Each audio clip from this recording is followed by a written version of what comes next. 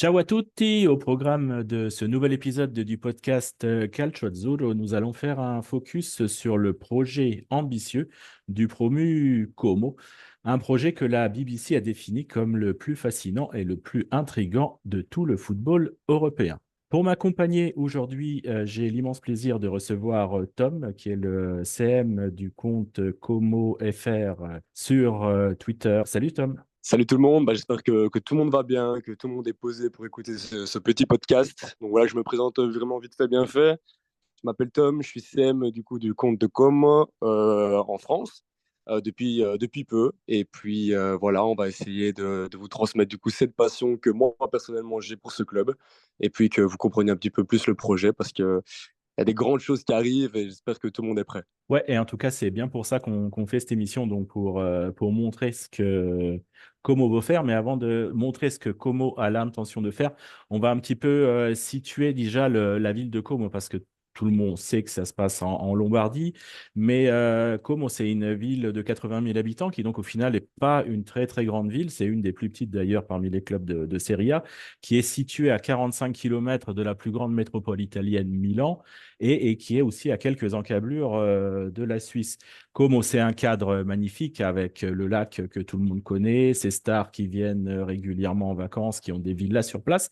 Mais ce côté, on va dire, unique de cette position géographique, ce côté carte postale, fait aussi de Como une ville où les Comas, qui sont extrêmement attachés à leur ville, et par-delà l'attachement à leur ville, c'est un attachement aussi pour le club de foot. Tu confirmes mes dires, Tom? Je confirme totalement. Déjà, bon, on sait que la Lombardie, c'est, on va dire, une région en Italie où le foot, c'est, on va dire, la chose qu'on va manger directement le matin, le midi et le soir. Donc la Lombardie, c'est une grande région où on a l'AC Milan, on a l'Inter, on a aussi Bergame avec l'Atalanta. Donc on est sur des villes quand même assez fans de foot. Et voilà, donc c'est vrai que les habitants de Côme vont avoir cet esprit où on est sur une carte un peu postale avec le lac de Côme qui fait, on va dire, un Y renversé pour un peu avoir une image du lac. Donc il y a quand même pas mal de villes qui sont autour, dont, voilà, dont Bellagio, dont Menaggio, Lecco, Colico. Et vraiment, on va dire, la ville centrale, c'est Como. Et voilà, les habitants sont vraiment très, très attachés à leur équipe depuis 1907, hein, depuis la création du club. Et donc, c'est vrai qu'on est tous des passionnés de foot dans cette région-là. Ouais, voilà, disons, on a Como, c'est aussi, pour parler des supporters, c'est un des mouvements ultra les plus intéressants d'Italie, qui s'est développé dans les années 70 quand le club avait un bon passage entre la Série B et la Série A. Et ça a toujours été aussi vraiment cet attachement qui était très fort. Pour revenir un petit peu sur l'histoire du club, donc comme tu l'as dit, fondé en 1907, c'est un club qui a eu deux belles périodes en Série A, l'une à cheval de 1950, entre 48 et 53, avec le meilleur score all-time, on va dire, du club, une sixième place en Série A. Et puis, la période que les Comasques disent la période d'or, qui était celle au milieu des années 80, le Como de Donatella Stefano, de Borgonovo, de Corneliusson, qui a fait plusieurs saisons en Serie A et aussi une demi-finale de Coupe d'Italie un peu particulière avec cette défaite contre la Samp sur tapis vert alors que l'équipe était quasiment qualifiée pour la finale. Au total, c'est 14 saisons en Serie A. Le dernier passage en 2003, donc une belle histoire malgré tout. Et puis un peu le patatrac après la période Preziosi avec la première faillite en 2005, la deuxième faillite en Ouais. 2016, le club racheté par la femme des siens qui n'arrive pas à suivre, qui se retrouve en série D. Donc toi, en tant que tifose, comment que tu as vécu, on va dire, toutes ces années et de toutes les histoires qu'on a pu te raconter, on va dire, sur le passé, et puis cette partie avant 2016 où finalement le club avait déjà des hauts et des bas, mais qui arrivait malgré tout à Mhm. se structurer. En fait, c'était pour un supporter, c'était vraiment les montagnes russes. En fait, on était là, on avait beaucoup d'espoir dans les années un peu creuses où on se dit, on a toujours un groupe de supporters qui est présent, on a toujours aussi des locaux qui sont attachés au club. Donc, le club, on était sûr et certain qu'il n'allait jamais mourir complètement, malgré du coup les aléas financiers qui nous ont mis, on va dire, des petits uppercuts, hein, dont cette montée en Serie A en 2003, en 2002 et en 2003, pardon.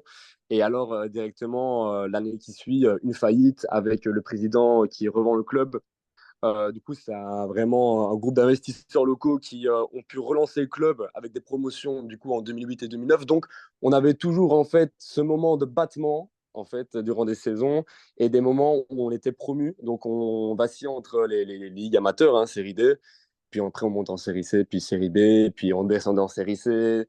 Ça, c'était assez compliqué pour nous. Et donc, on s'était dit, on a envie quand même de goûter à la Serie A, qui est quand même la ligue la plus intéressante en Italie et la plus jouissive, en tout cas pour un club. Ouais, voilà, et pour revenir un petit peu sur l'histoire, parce qu'au-delà, on va dire, des saisons en Serie A, comme c'est aussi un club où il y a pas mal eu de grands joueurs qui sont passés, tu l'avais déjà d'ailleurs noté sur Twitter, donc avec Nicolo Barella, mais aussi des champions du monde comme Zambrotta, comme Paolo Rossi, Tardelli, on a eu un Marco Simone, Ouais, un joueur comme Pietro Vierco qui est resté plusieurs années. C'est un club qui a toujours attiré. c'est ça, c'est un club qui a, on va dire, une belle culture du foot où des stars y sont nés, hein. Pour moi, Zambrotta, c'est quand même voilà, la légende de la Juve. On est quand même sur un défenseur qui a été présent, en tout cas pour l'Italie aussi. Et comme on a eu des prêts, du coup, en 2016, on a eu des deux beaux prêts avec, du coup, Barella. Ben, maintenant, on le connaît. Hein. Je pense qu'on a tous vu dont ça frappe le premier match contre l'Albanie. Et ensuite, on a aussi Pessina. Je ne sais pas si voilà, voilà, les viewers connaissent un petit peu, mais voilà, c'est un joueur qui évolue à Monza et qui est aussi un très, très bon joueur et qui a évolué du coup durant 2016 à Como. Et alors, voilà, on est très content de recevoir quelques stars aussi, comme bah, du coup Fabregas, qui a eu dire ces petits matchs, hein, 17 petits matchs. Mais surtout, le plus important, c'est Cutrone pour l'instant. C'est l'enfant du club. Voilà, il a grandi à Com et il a pu, en tout cas, revenir. Merci à Wolverhampton de nous avoir rapatrié ce joyau. Et puis là, on a fait du coup de lui, on va dire, l'icône un petit peu de ce renouveau de l'année passée. Ouais, tout à fait. Et donc, pour revenir sur l'histoire récente, donc du moment où la femme des siens reprend le club en 2016, le club qui avait déjà fait faillite, elle a donc, comme tu l'as dit, elle n'a pas su, elle n'avait pas les moyens de faire ce qu'elle devait faire. Mhm. Le club est repris par un groupe d'investisseurs avec à sa tête Nick Castro, qui lui, finalement, il arrive à recréer quelque chose. Ça repart de la série D. Et c'est lui qui a fait la connexion avec la scène Entertainment, qu'on ne savait pas trop au début qui était derrière, mais finalement, c'est Jarum, c'est les Indonésiens, c'est les frères Artono. Donc les frères Artono, c'est les 67e et 69e fortune mondiale. On estime leur puissance financière entre 45 et 50 milliards de dollars, donc c'est quand même énorme.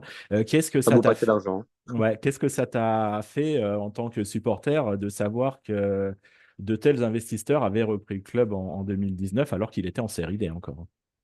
Bah d'abord, on était un peu sceptique parce qu'on se dit, bon, voilà, on est de série D. Le but est quand même de vendre le projet du club parce que depuis la nouvelle faillite qu'il y a eu du coup, en 2016, voilà, on se posait beaucoup de questions. On se disait encore que ça allait être des locaux qui vont reprendre, on va dire, le projet et réessayer de revenir encore en série B malgré les gros problèmes financiers.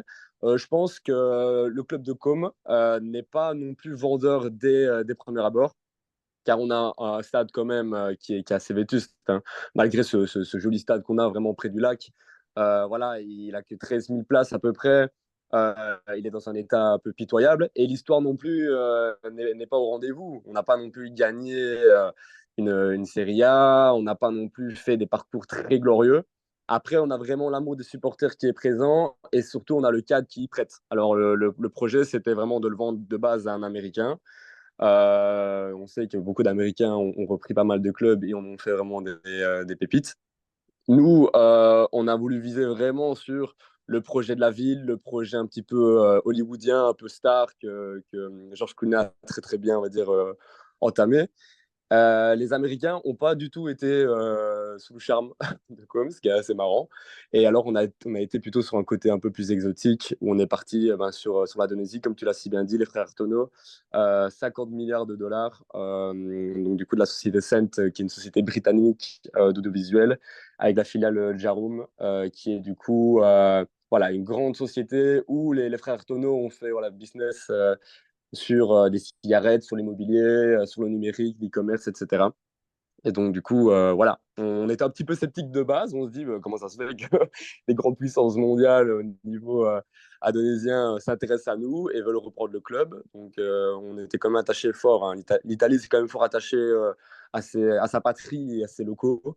Et c'est vrai qu'à ce moment-là, ben, on était un petit peu sceptique. Mais maintenant, je peux te dire qu'on est très, très heureux de la venue des frères Artono dans le projet.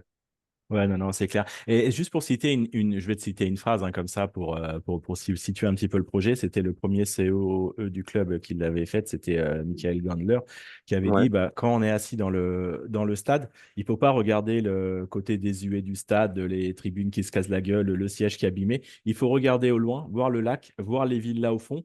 Et c'est ça qui a été vendu aux frères Artono. Et eux, ils sont tombés amoureux de ce package club, ville, lac.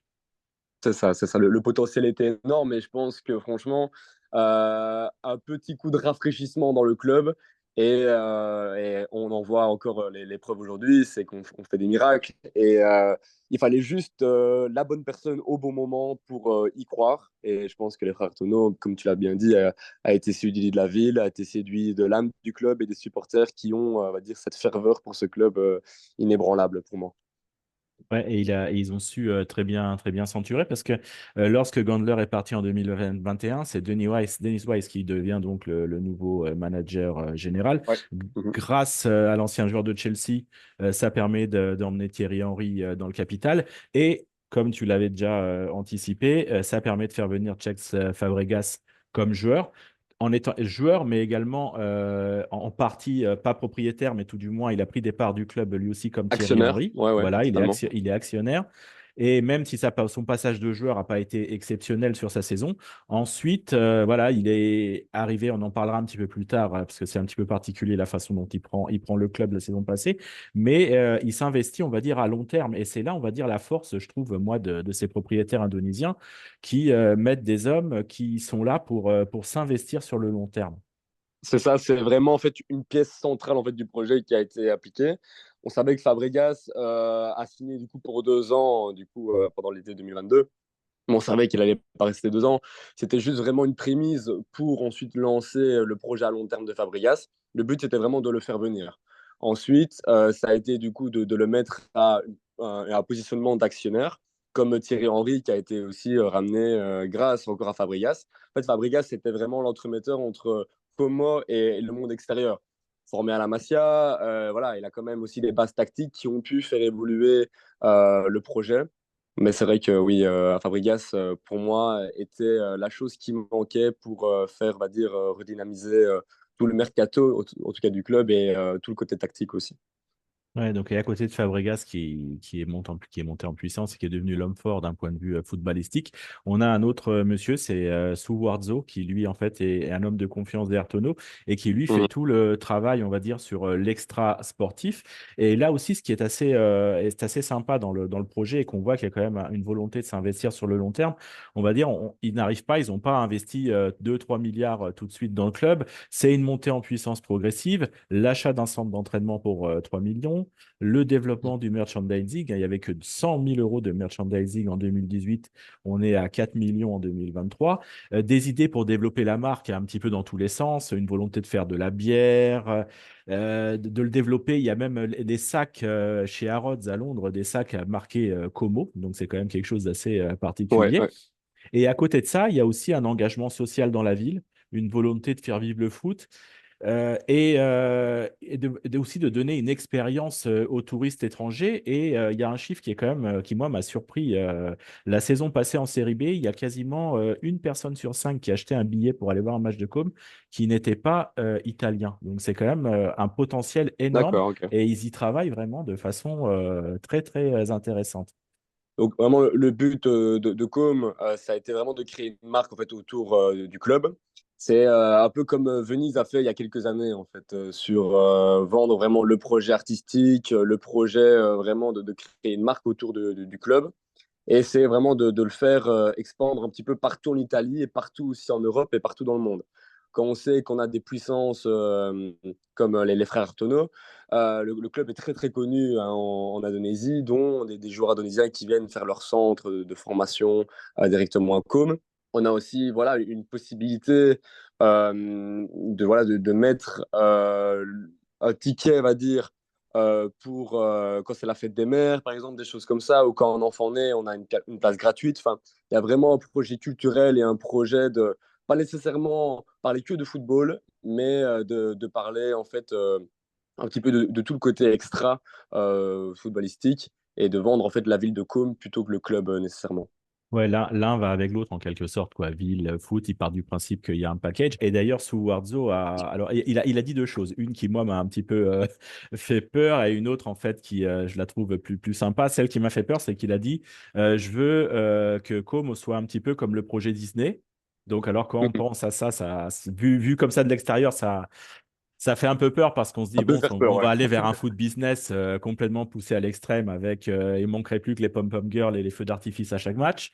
Et d'un autre côté, C'est par ça. contre, il a dit, mon modèle, c'est l'Atalanta. Et comme tu l'as dit, l'histoire du cadeau à la naissance, c'est un peu ce que fait l'Atalanta, où à chaque naissance dans la province de Bergame, il y a un package qui est donné au nouveau-né avec des choses du club. Donc, on est un peu entre les deux. Donc, j'espère qu'il choisira plus le côté Atalanta. Mhm. Enfin, toi, je sais pas ce que tu en penses, mais Ouais, moi j'espère aussi parce que c'est vrai que, en tout cas, Com pense énormément à la santé de ses locaux, pense énormément au côté culturel rattaché à la ville.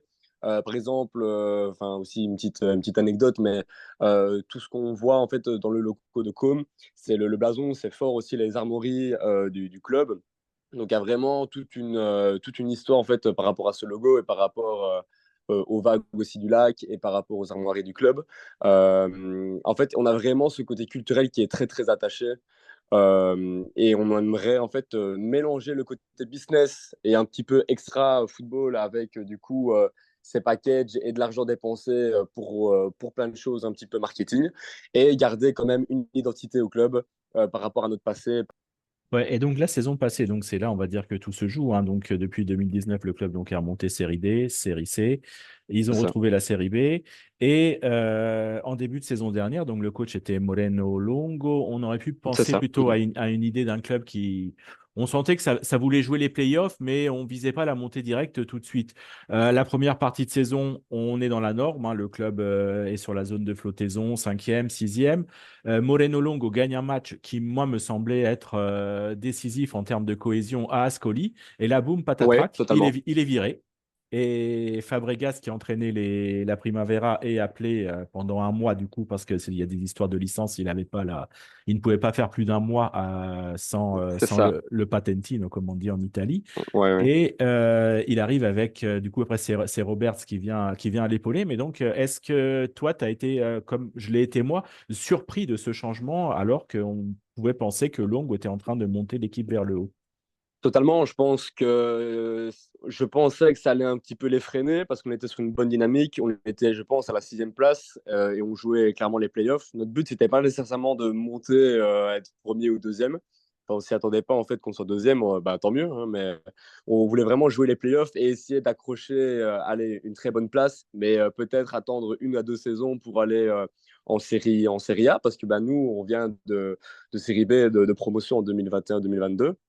Et alors, c'est vrai que je pense que Denise Wise avait tellement envie en fait de faire monter Fabregas que malgré les super bons résultats de Longo, je pense que le but ça a été d'axer Fabregas sur le côté tactique et sur le futur.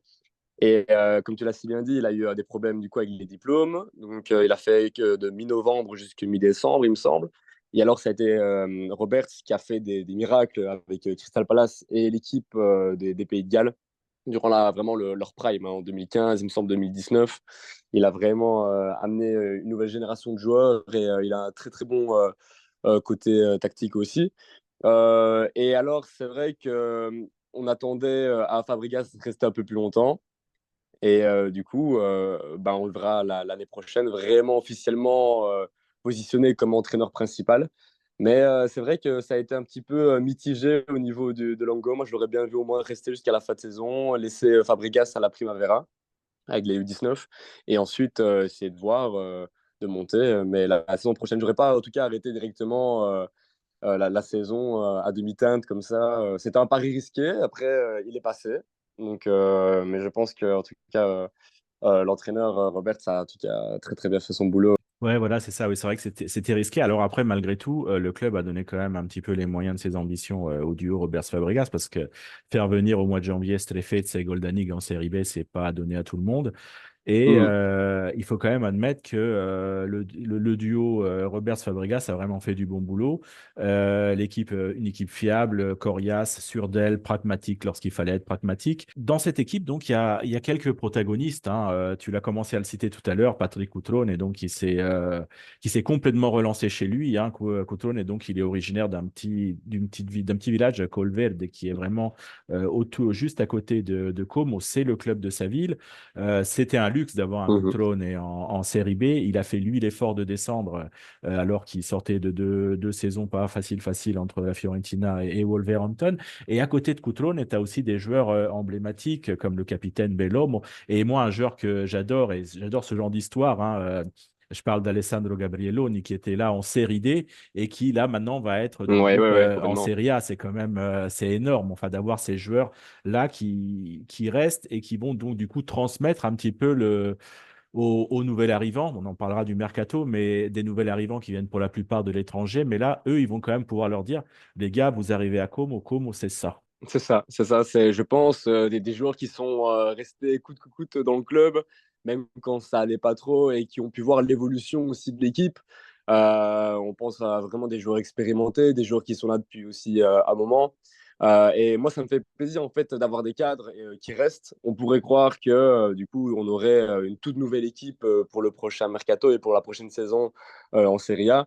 Et moi, j'ai envie de garder en tout cas des cadres même s'ils sont remplaçants et qu'ils rentrent de temps en temps, j'ai envie d'avoir un peu un Zlatan, on va dire, dans les rangs de Como et des joueurs qui ont connu la galère, qui ont connu des séries C, des séries D et des divisions inférieures pour leur apprendre que voilà, Como, ça vient de loin. On est une équipe qui a dû se construire au fur et à mesure des années.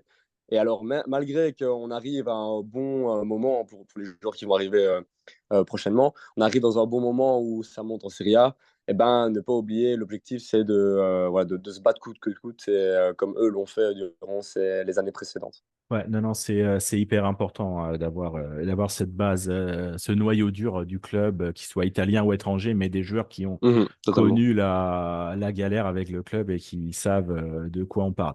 On en a parlé, disons, un petit peu en fil rouge tout au long, mais je voudrais qu'on en parle un tout petit peu plus de Cesc Fabregas maintenant dans ce rôle d'entraîneur. Donc, il est officiellement devenu entraîneur du club là il y a quelques Le jours 19 juillet, ouais, totalement. voilà, pour 4 ans. Donc, c'est quand même un investissement sur le long terme. Et c'est ça, on va dire, qui est important. C'est lui qui a les clés de l'équipe, hein, très clairement. Et c'est lui, on va dire, la référence technique du club. Il emmène son professionnalisme, il emmène ses expériences passées, celle de la Masia à Barcelone, celle en Angleterre. Et c'est un signal fort de vouloir mettre Fabregas dans cette condition-là. On sent vraiment que c'est lui qui va être l'homme sur qui tout va porter, tout du moins au niveau sportif, sur les prochaines années. C'est ça, je pense que c'est aussi un pari risqué, je pense, de l'administration de nommer, on va dire, un coach qui n'a pas nécessairement beaucoup d'expérience hein, de coaching. Il vient de terminer ses diplômes, donc ça va vraiment être une de ses premières expériences vraiment très professionnelles, surtout au plus haut niveau. Et ce que je trouve aussi assez intéressant et assez sympa, c'est que Roberts, qui du coup a entraîné l'équipe, restera quand même dans le club. Il encadrera les joueurs et il sera vraiment du côté vraiment sportif au niveau des camps d'entraînement, etc. Donc je pense que voilà, Roberts va toujours donner des bons conseils aussi à Fabregas, mais c'est sûr que quand on arrive avec un bagage où on a fait Chelsea, Arsenal, Barcelone et qu'on a habitué des grands rendez-vous, des grandes compétitions, ça peut que apporter du bonus pour les jeunes joueurs aussi qui vont commencer à découvrir la Serie A aussi. Ouais, et c'est, on va dire, un petit peu à contre-tendance avec ce qu'on peut voir généralement en Italie, parce qu'en Italie, on parle beaucoup de projets avec les coachs, et puis finalement, Mm. quand on voit cette saison, il y a 13 clubs sur 20 qui ont changé d'entraîneur. Les projets, généralement, ils durent pas très longtemps en Italie pour les entraîneurs. Et là, on a vraiment une vision de manager à l'anglaise, et c'est intriguant, on va dire, de voir ce que Fabregas va pouvoir faire sur le long terme, et aussi de voir comment que le club va se comporter avec lui au moment où il va y avoir les premières secousses. parce que la Serie A, c'est quand même un championnat compliqué. C'est ça, je pense que le but, en tout cas, la vision à long terme, en fait, c'est de former vraiment un noyau solide avec Fabregas et d'avoir une coordonnance aussi au niveau des joueurs que lui va placer dans son effectif. On partirait peut-être sur un 4-4-2 ou quelque chose comme ça. En tout cas, l'importance des milieux sera bien évidemment très très important, hein, comme lui a été milieu de terrain. Et du coup, d'avoir un jeu à peu près comme à la Masia, comme à Barcelone, d'avoir un jeu plutôt de possession et de trancher avec des bonnes lignes de passe. Après, comme tu l'as bien dit, la Serie A, c'est un championnat très compliqué. On a beaucoup vu des promus de Série B qui ont cartonné redescendre directement après. Voilà, c'est un des championnats les plus durs pour moi d'Europe. Et alors, il faudra avoir les nerfs solides. Donc voilà, notre but, ce n'est pas nécessairement d'aller directement dans les places européennes. C'est plutôt de se maintenir, je pense. Et puis ensuite, c'est de créer un projet à long terme avec des arrivées qui peuvent être aussi intéressantes et d'avoir un Fabregas qui a aussi de l'expérience par rapport à ses anciennes années. Donc voilà, le but, ça va être de se maintenir en premier temps et puis ensuite, on verra bien. Ouais, c'est vrai que c'est l'objectif, on va dire, premier pour un promu, c'est toujours le maintien, peu importe les moyens qu'ils ont. Et Fabregas, donc du coup, vu que là on est on arrive vers la fin juillet, c'est le mercato qui est dans toutes les têtes, et on voit vraiment que le mercato de com est vraiment très estampillé Cesc Fabregas. Alors après les arrivées initiales de Belotti et de Dossé, surtout Dossé, là, moi je trouve que c'est un très très bon coup parce que c'est un joueur qui on n'en parlait pas beaucoup, mais il a fait une très très belle saison du côté Ah, Cagliari. de Cagliari la Ouais. saison passée. Et ensuite, hormis l'arrivée de ces deux joueurs italiens, c'est des joueurs vraiment estampillés Fabregas, culture espagnole ou passé en première ligue. Donc, Pep Reina qui va sûrement être le gardien remplaçant, Moreno qui est latéral gauche, Raphaël Varane devrait s'engager officiellement rapidement. Il y a vraiment une volonté, on va dire, de créer un club, on va dire, à son image avec des joueurs que lui choisit personnellement. Totalement, on n'est pas parti nécessairement sur des stars du moment qui sont par exemple libres, hein. Je pense à des gros joueurs par exemple, comme Martial et des choses comme ça, ou des Sanchez. Enfin, ça a été dans les petits papiers. Voilà, là, on part quand même sur un gros nom qui est Varane, mais on reste quand même sur une coordonnance tactique par rapport à Fabregas. On sait que Fabregas, voilà, c'est un joueur, quand il a joué à Chelsea, à Barcelone, de possession, et c'est un joueur très très intelligent. Donc le mercato, ben, semblerait aussi être très très intelligent. Et déjà, on a rapatrié Brunner et Strevezza, qui lui jouait à Lecce, Strevezza et Brunner qui était un jeune de l'Austria Vienne. Voilà, on les a achetés complètement. Donc, ils étaient en prêt pendant une saison et puis ensuite, on les a fait venir directement. Donc, en fait, on reprend aussi des joueurs cadres de l'année passée et on forme un groupe quand même assez homogène. On a un petit peu tout. On a aussi des individualités, mais on a un groupe ultra soudé. Et c'est ça qui va primer pour aussi avoir une bonne saison l'année prochaine et pas nécessairement des individualités et des grands noms. On cherche plutôt une cohésion d'équipe, comme tu l'as bien dit. Ouais, voilà, cohésion d'équipe, pardon, des joueurs fonctionnels pour le projet.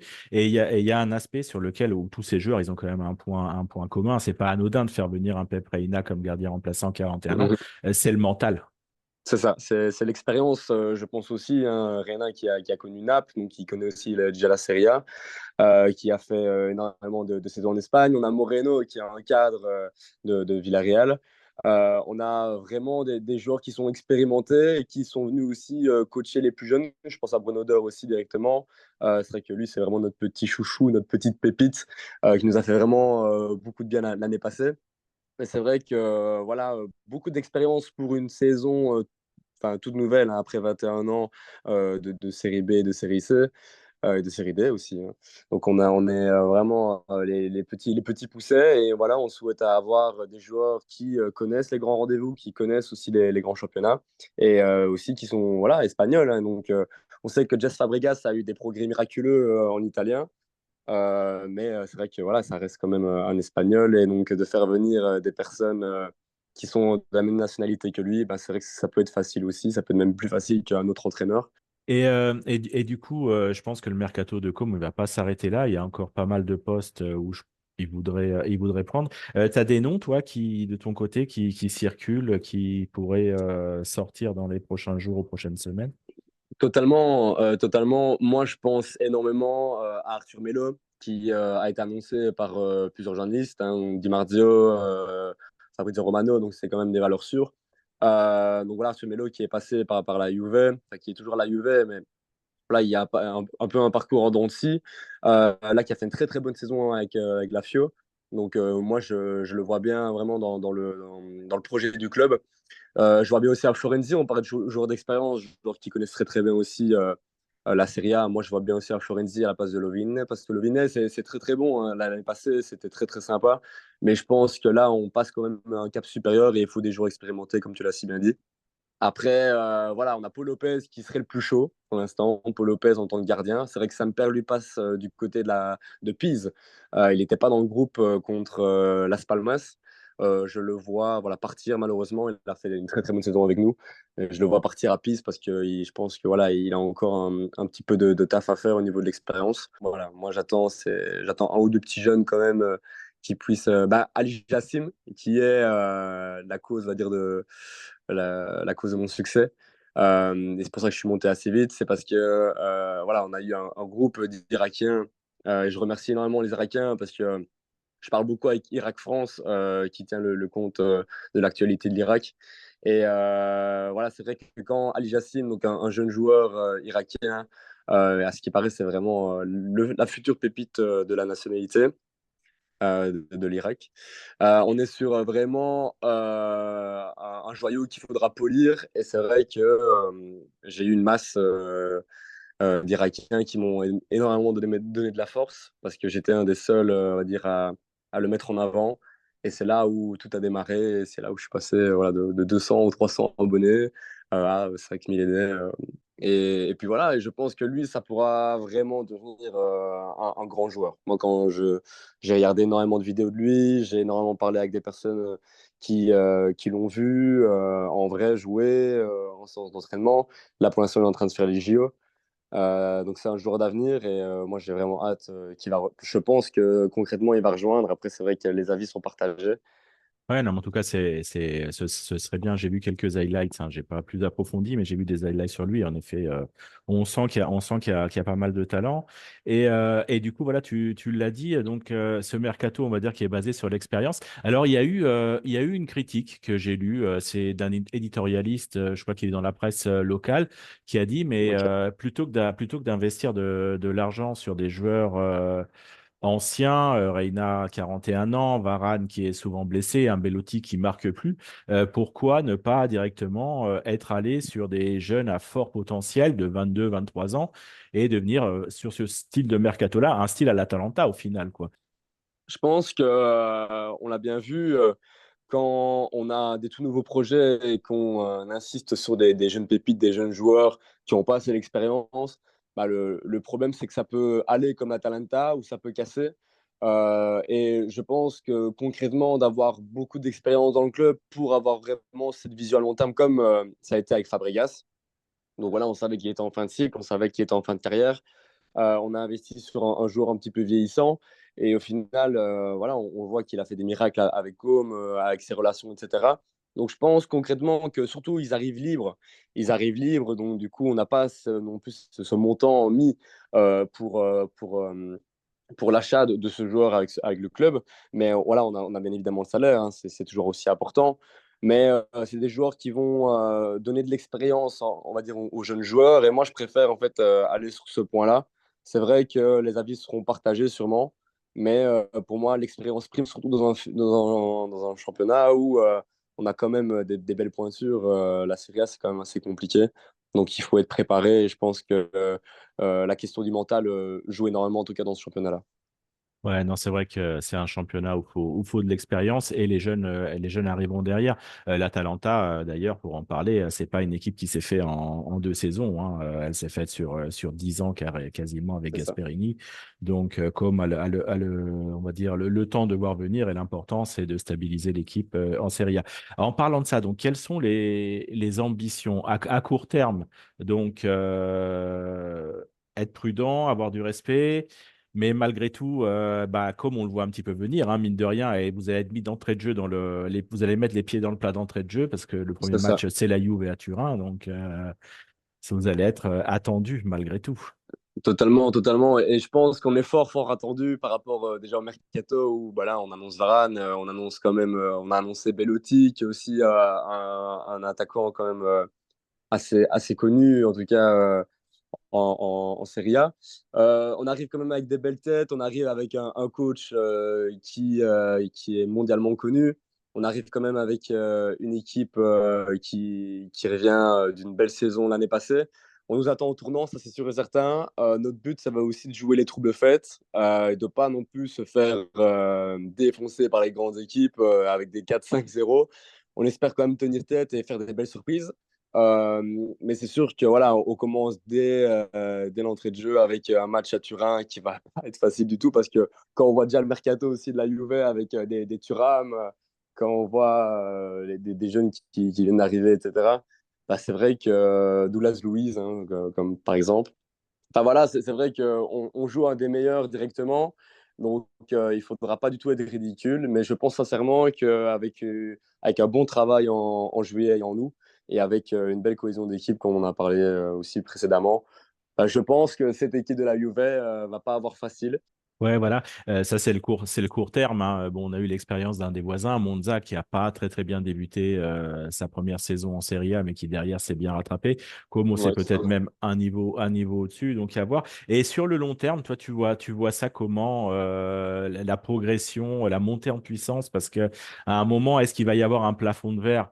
Du fait de n'être, entre guillemets, que Como par rapport aux très grandes écuries italiennes, ou est-ce que tu penses que le plafond de verre peut éclater à un moment ou à un autre? Je pense sincèrement que ce plafond peut être explosé. Je pense qu'on peut atteindre vraiment aussi une reconnaissance aussi envers le monde du football de façon européenne et de façon mondiale. Parce que c'est vrai que comme c'est pas encore très très connu, hein, quand on voit la différence aussi par rapport à des autres clubs, vraiment au niveau des réseaux, ben voilà, quand on voit on a que 20 000 abonnés sur Twitter et on a que 200 000 sur Instagram, il me semble. Donc on est quand même un club qui demande beaucoup de renommée. On a envie d'être connu et pour être connu, il n'y a rien à faire. Il faut gagner des titres, il faut faire des belles performances et il faut montrer qu'on en veut. Je pense sincèrement que le projet à long terme peut être très, très bien géré parce que c'est réfléchi. On a des belles ambitions et aussi, comme on l'a si bien dit, le stade va être modifié, hein. On va avoir des travaux effectués dans le stade. On va avoir un marketing qui va ne cesser d'augmenter. Je pense sincèrement, on a aussi une nouvelle collaboration avec Adidas aussi. On n'en a pas parlé, mais le sponsoring avec Adidas va aussi donner beaucoup de répercussions par rapport à la richesse du club, hein. On sait que les maillots Adidas vont être beaucoup plus vendus hein, que les maillots qu'on avait les saisons précédentes. Donc c'est vrai qu'on fait des belles associations, des belles collaborations. Et en tout cas, voilà, on espère qu'à long terme, on va pouvoir toucher un petit peu des doigts les places européennes et qui sait, peut-être comme un Leicester, peut-être comme un Bologne aussi l'année passée, de faire des belles surprises. Et en tout cas, je l'espère parce que je pense qu'on a toutes les cartes en main, il faudra juste bien les distribuer. Ouais, c'est sûr qu'il y a du potentiel, mais il y a un point, hein, c'est le dernier point sur lequel je voulais voir avec toi. Et moi, je trouve que c'est un point noir, mais qui n'est pas exclusif à Como. C'est pour tout le football italien, c'est le stade, parce que le Sénégal, il va être en partie rénové. Les premiers C'est ça. matchs du club, d'ailleurs, vont pas se jouer à Côme, hein. Ils vont le jouer À Vérone. à Vérone, voilà, pour les Ouais. premières journées.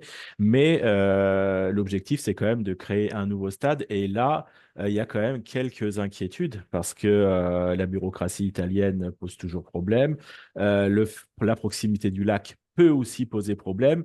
Est-ce que si dans un avenir à moyen terme, ils voient que la bureaucratie italienne, que les problèmes récurrents que l'Italie a dans sa construction du stade va poser des problèmes à construire le nouveau stade, est-ce que ça pourrait engendrer, je vais vraiment loin, hein, jusqu'à un Ouais, ouais, possible ouais, ouais, départ mais je pense des que c'est une question Artonneaux, à se quoi? poser. Mhm. Ouais, je pense que c'est une question à se poser parce que c'est vrai que une des plus belles richesses qu'on a actuellement, c'est ce stade qui est magnifique et qui est vraiment juste à côté du lac.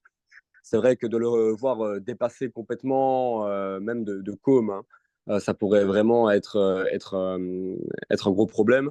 Parce que c'est vraiment ça qui peut attirer aussi les personnes. Je pense notamment à un club, je ne sais plus le nom, mais je sais qu'il y a un club où le stade a été fait vraiment tout près de la Tamise en Angleterre, ou pas mal de clubs qui ont vraiment la mer à côté, et donc du coup qui donnent aussi ce beau relief. Je pense concrètement que le club pourra toujours être pérennisé. On aura toujours quand même des personnes qui viendront, mais c'est vrai que voilà, là on a annoncé quand même des plans d'architectes pardon, qui vont pouvoir promotionner un stade avec des hôtels, avec des magasins. Donc ça va vraiment être un stade multifonction. Ça va être vraiment très intéressant. Après, c'est vrai que comme on l'a bien vu avec San Siro, bah, les stades, c'est assez compliqué pour les déconstruire et pour les reconstruire et pour faire des travaux dedans. Donc voilà, j'espère que l'Italie sera gracieux avec nous. J'espère qu'on va pouvoir avoir les droits pour pouvoir vraiment avancer dans ce stade.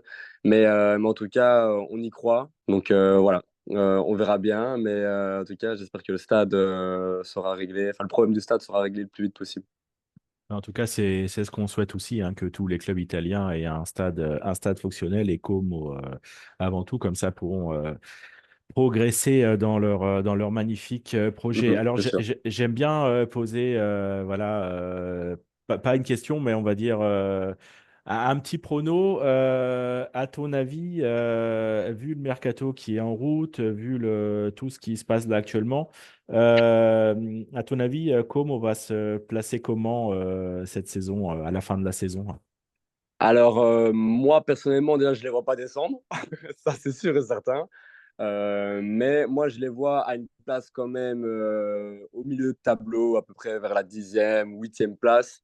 Et qui sait si vraiment on fait une surprise de fou avec un mercato qui est vraiment en coordonnance avec le projet, avec les ambitions de Chess Fabregas. Je l'espère, en tout cas, la 6e. Pour avoir au moins peut-être une Europa Conference League à jouer peut-être l'année prochaine, qui pourrait aussi attirer plus de joueurs. Mais voilà, moi, je verrais bien une 10e ou une 8e place, bien méritée, bien solide, assez constant durant toute la saison. Ben voilà, bah écoute, on en reparlera en fin de saison. Moi, à titre perso, je vois un début de championnat compliqué, le temps que tout se mette en route. Et ensuite, ça va prendre une petite vitesse de croisière sympa. Je vois bien le club terminer aux alentours de la 10e, 12e place pour la première saison, mais avec une montée en puissance tout au long du championnat.